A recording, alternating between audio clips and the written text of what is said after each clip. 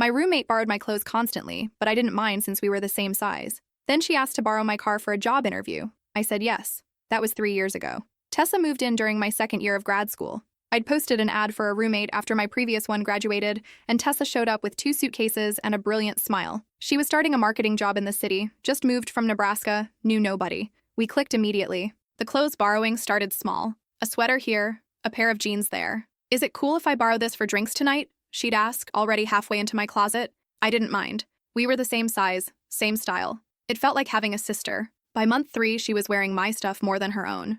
My favorite leather jacket lived on her body. My designer boots I'd saved 6 months to buy. On her feet during her morning commute. My silk blouse from my grandmother. She wore it to a company party and spilled red wine on it. I'll get it dry cleaned, she promised. She never did. The stain's still there. But I let it slide. She was my friend. We watched reality TV together, split groceries, had wine nights where we discussed our dreams. She wanted to work her way up to creative director. I wanted to finish my dissertation and teach. Then came the car situation. I had a 2019 Honda Civic. Nothing fancy, but it was mine. Paid off, reliable. I'd bought it with money from my grandmother's estate. Tessa took the bus to work, complained about it constantly. The delays, the crowds, the smell. I'm saving for a car, she'd say. Just a few more months. One Tuesday morning, she knocked on my bedroom door at 6:30. Hey, I know this is huge, but I have a job interview across town. The bus route is impossible. Could I possibly borrow your car? Just for today? I was half asleep. What kind of job? Senior marketing position at a tech startup. Double my current salary. This could change everything for me. I handed her my keys. Good luck. Text me how it goes. You're the best roommate ever, she said, hugging me. I'll fill up your tank as a thank you. She left at 7. I went back to sleep, then got up and worked on my dissertation. Made coffee. Checked my phone. No text from Tessa. By noon, I was curious. By 3, I was concerned. I texted her. No response. Called. Straight to voicemail. By 6, I was panicking. I called the police. They said she was an adult. It hadn't been 24 hours. There was nothing they could do. Maybe she's celebrating getting the job, the officer suggested. By midnight, I knew. Something was very wrong. I filed a missing persons report. Gave them her photo, my car's license plate, everything I could think of. The next day, I called her work. They said she'd called in sick. I checked her room. Her suitcases were gone. Most of her clothes. Her laptop. Her toiletries. My laptop was missing too.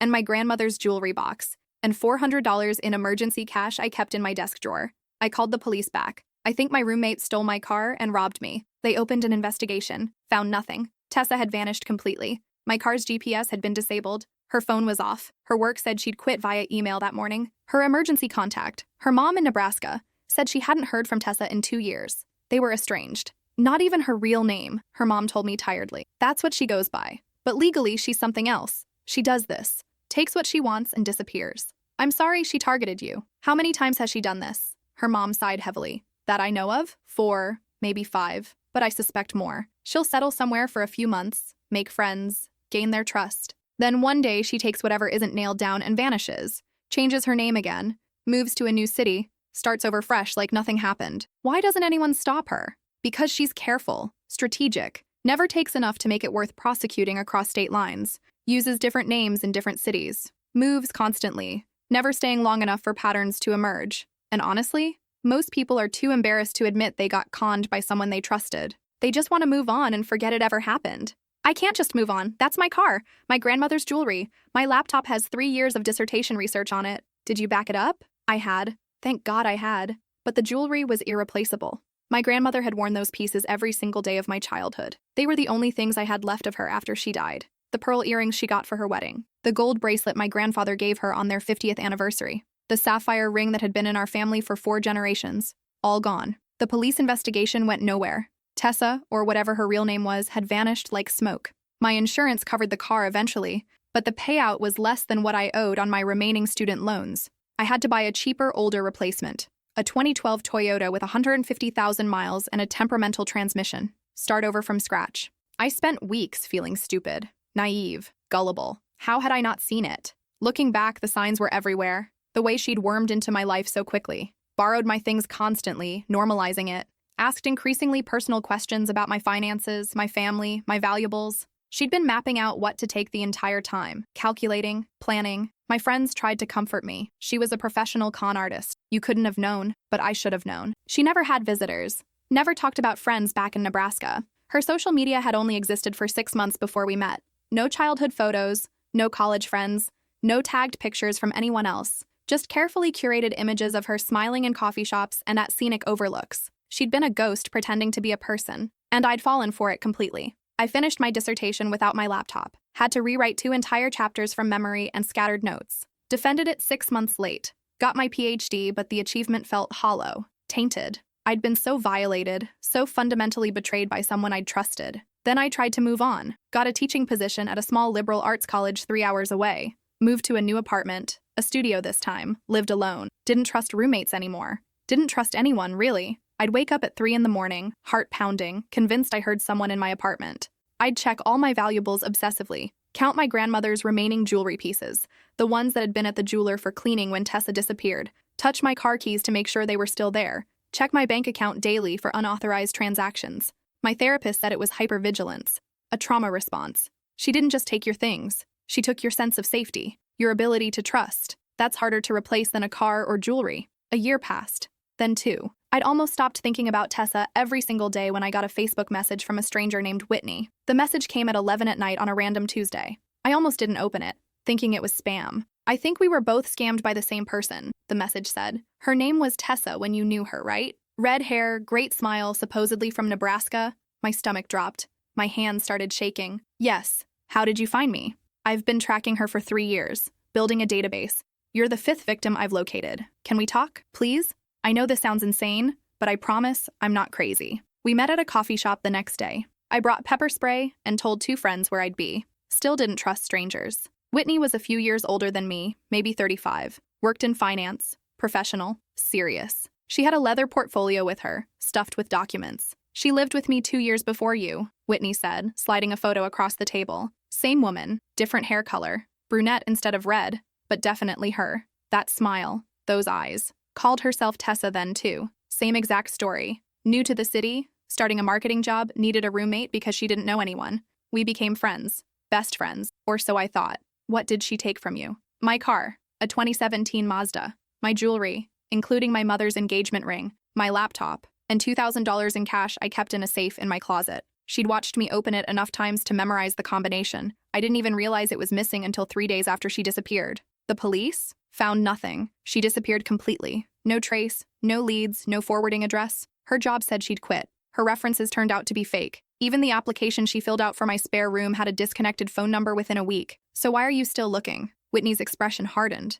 Because I couldn't let it go. Because she destroyed my ability to trust people. Because my mother's engagement ring was the only thing I had left after she died of cancer. Because this woman doesn't get to just take and take and take without consequences. She opened the portfolio. Inside were printouts of police reports, social media screenshots, photos, timelines, a whole investigative file. After the police gave up, I started researching on my own, posted in victim support groups, created search alerts for her photo, monitored roommate rental ads in cities across the country, and I found them. 3 other women she'd done this to before me. Different cities, different years, but always the same exact pattern. 3 others. Whitney spread out the documents. 5 women total, including us, all between 25 and 35. All grad students or young professionals, all living alone or with just one roommate, all in mid-sized cities, all had answered online ads for roommates. She targets a very specific type, Whitney explained. Women who are busy, isolated, unlikely to be immediately missed if something goes wrong, no family nearby, focused on careers or education, the kind of people who might not notice small things disappearing right away because they're distracted. How long has she been doing this? At least 8 years that I can document with certainty. The earliest victim I found was in 2015. But I suspect she's been at it longer. There are probably victims who never reported it, who just wanted to forget and move on. I studied the photos Whitney had collected. Same woman, different hair colors, different names, sometimes Tessa, sometimes Vanessa, sometimes Courtney, but always that brilliant, disarming smile. What's her real name? I don't know. I've tried everything. Reverse image search, public records, DMV databases, criminal background checks. She's either using a real identity that's incredibly well hidden, or she's stolen someone's identity and is living under it. She's a ghost. Or she's very, very good at staying hidden. So what do? Whitney leaned forward, her eyes intense. We find her. We document everything. We warn her next victim before she can strike. We stop her. It became my obsession, mine and Whitney's. We spent every spare moment tracking Tessa's patterns. She moved every 12 to 18 months, always to mid-sized cities, big enough to get lost in, small enough to find affordable housing, always got entry-level marketing or administrative jobs using fake references that checked out just enough, always found roommates through Craigslist or Facebook housing groups, We created a private Facebook group, invited the other 3 women she'd scammed. Together, we pooled information, compared notes, built timelines, analyzed her patterns. She's incredibly calculated, one of the other victims said during a video call. Her name was Brianna. She'd lost her car and her grandmother's wedding dress to Tessa in 2017. She knows exactly how much to take. Enough to hurt financially and emotionally, but not enough to trigger a federal investigation or make it worth extraditing her across state lines. She knows how to manipulate people, another victim added. Her name was Desiree. She made me feel like we were sisters, like she genuinely cared about me. Then she destroyed me and left without a second thought, like I was nothing. We started monitoring roommate ads in cities across the country, posted warnings in women's safety groups, created a shared Google document with her photos, her known aliases, her patterns, her lies, made it public so anyone could find it. Someone has to know her real identity, I said during one of our calls. She had to come from somewhere. She had to have a real life before this. Unless this is her real life, Whitney said darkly. Maybe she's been doing this since she was 18. Maybe this is all she knows. 6 months into our search, we got our first hit.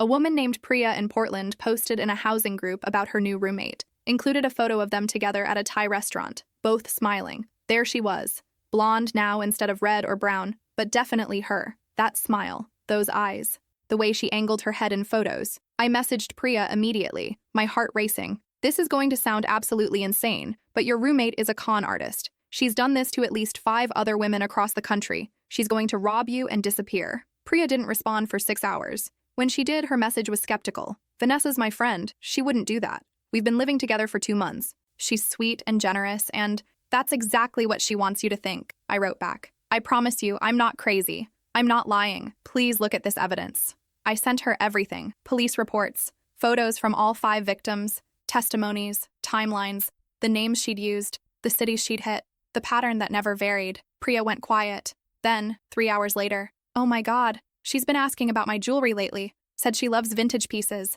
I showed her my grandmother's ring collection last week. She took photos of them. Said she wanted to remember them because they were so beautiful. Don't tell her you know, I typed frantically. Just get your valuables somewhere safe immediately. Change your locks if you can, install a camera, and whatever you do, don't lend her your car. Priya moved all her valuables to her parents' house that same night, had the locks changed the next day while Tessa was at work, claiming the landlord required it for security. Installed a hidden camera in her bedroom, pointed at the door. 2 weeks later, Vanessa asked to borrow Priya's car for a job interview. Priya said no, made up a story about her insurance not covering other drivers. Vanessa's mask slipped, just for a second. The warm, friendly roommate disappeared, replaced by something cold and calculating, something predatory. Her smile turned brittle. Her eyes went flat. Then, just as quickly, the mask was back. Of course, no problem at all. I'll just take an Uber. No big deal. But Priya had seen it. That flash of rage, that glimpse of who Vanessa really was underneath the performance. She moved out 3 days later, claimed a family emergency required her to move back home, left in the middle of the day while Vanessa was at work, took all her stuff and disappeared.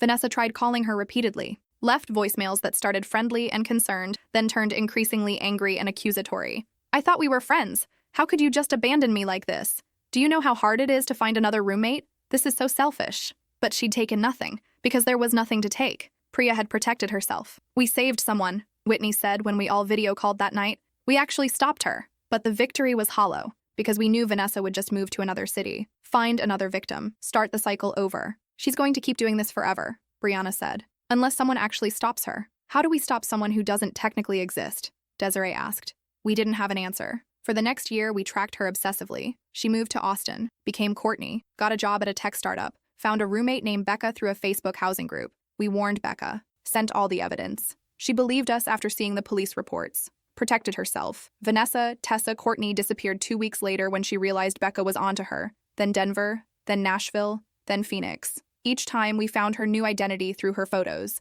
She couldn't help but post pictures on social media under whatever new name she was using. Always at coffee shops, always at scenic overlooks, always that same brilliant smile. Each time we warned her intended victim. Each time we saved someone from what we'd all gone through, but we couldn't actually stop her. She just kept moving, kept adapting, kept finding new women to trust her. Why doesn't she just get a legitimate job? Priya asked during one of our group calls. She'd joined our group after her close call. She's clearly intelligent. She could probably succeed at a real career if she tried. Because this is easier, Whitney said. Think about it.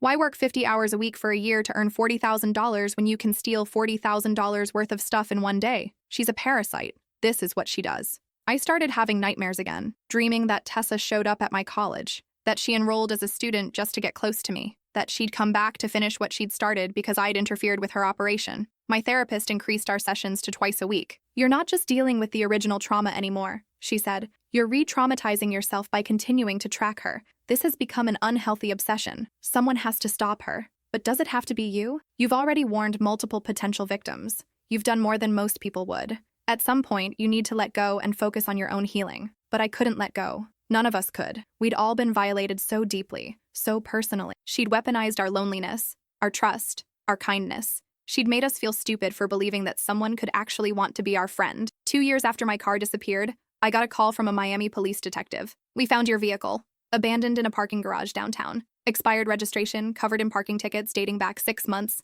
The woman who'd been driving it disappeared without paying the fees." I flew to Miami on a budget airline, took 2 buses to get to the impound lot, paid $800 in fees to get my own car back. It was destroyed. Fast food containers covered every surface. The seats had cigarette burns. The ceiling fabric was stained and sagging. The dashboard was cracked. The engine was shot from years of poor maintenance and neglect. The mileage had tripled. She'd driven it over 60,000 miles in 2 years. She'd driven my car into the ground and abandoned it like trash. Inside the glove compartment, buried under napkins and receipts, I found something that made me physically ill. A photo. Me and Tessa from our second week as roommates. We were at a park, both smiling, arms around each other like sisters. I remembered that day. We'd gone on a picnic, talked about our dreams. She told me about her difficult childhood in Nebraska, how her parents had died in a car accident, how she'd had to fight for everything she had. All lies.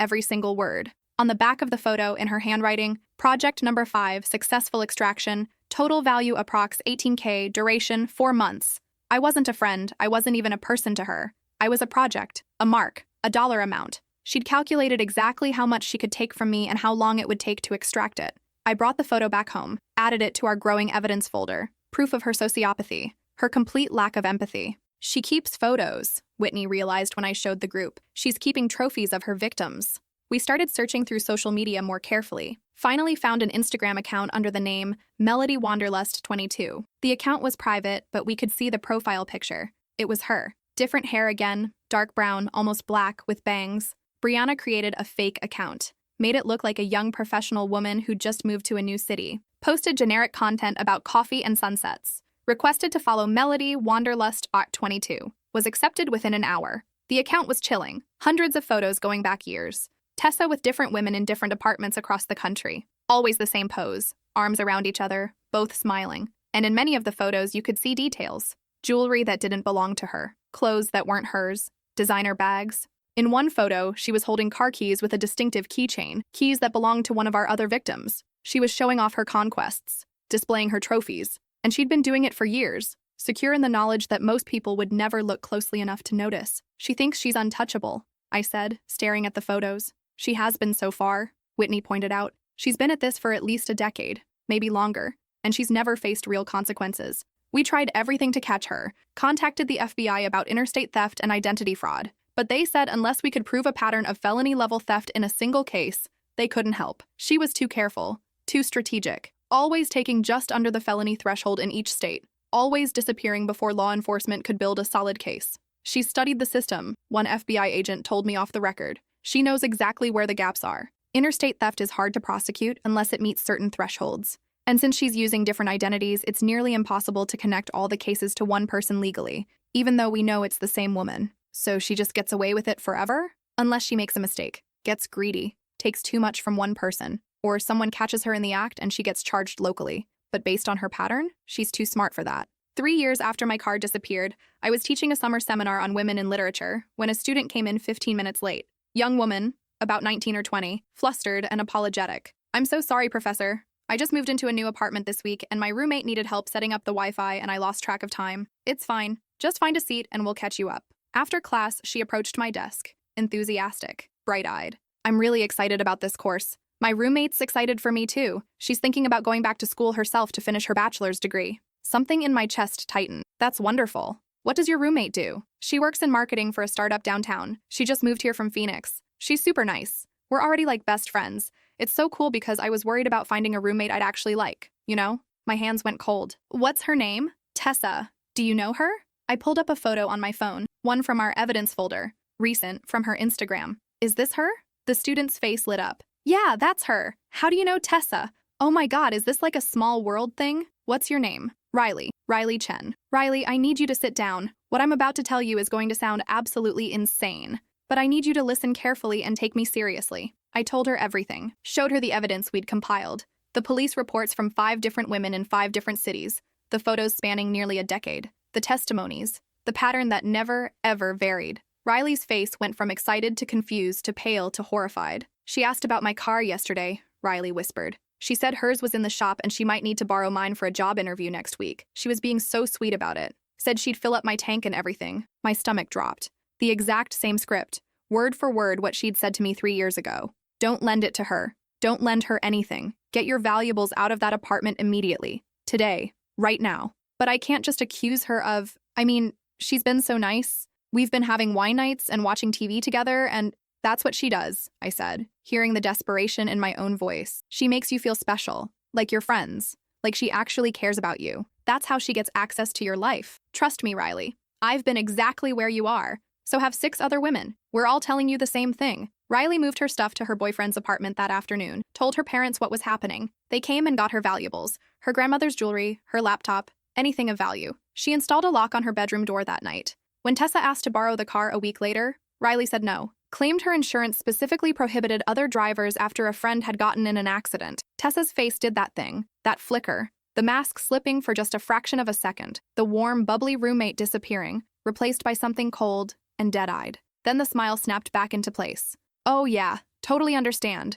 No worries at all. I'll figure something else out. But Riley had seen it, that glimpse behind the curtain. Riley moved out 2 days later. Her parents came with a U-Haul while Tessa was at work, cleared out her room in 3 hours, left a note saying she had to move back home due to a family emergency, left no forwarding address, blocked Tessa's number. Tessa tried to find her, showed up at the college looking for her. I saw her in the hallway outside my classroom, that same red hair, that same smile, looking for her next victim. I locked my office door, called campus security, reported a stalker. She disappeared from campus after that, and from the city entirely a week later, on to the next place, the next name, the next victim. How long can she keep doing this? Riley asked. She joined our support group, became one of our most active members, monitoring social media obsessively for new sightings. As long as we let her, Whitney said. But what choice did we have? We'd tried everything. Police, FBI, private investigators, social media campaigns. Nothing stuck. She was too careful, too practiced, too aware of exactly where the legal boundaries were. We kept tracking, kept warning, kept fighting. 7 victims now.